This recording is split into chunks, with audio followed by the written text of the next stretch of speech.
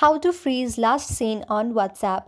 Hello everyone, my name is Smile and in this video I'm gonna show you how you can freeze the last seen on WhatsApp. So whether you are using an Android phone or an iPhone, the steps are all the same. So make sure you're watching this video till the very end if you're using the both any of the users. So firstly go to the App Store or Google Play Store to update your WhatsApp. Make sure it is recently updated so that you won't miss out any new features. After that, you can simply open your WhatsApp.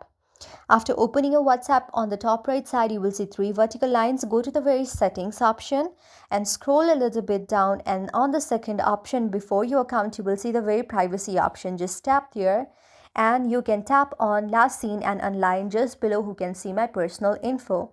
Now tap on nobody and tap on the same as last seen option. When you do this, people will not be able to know if you have seen their messages or not, and it will be freezed right there.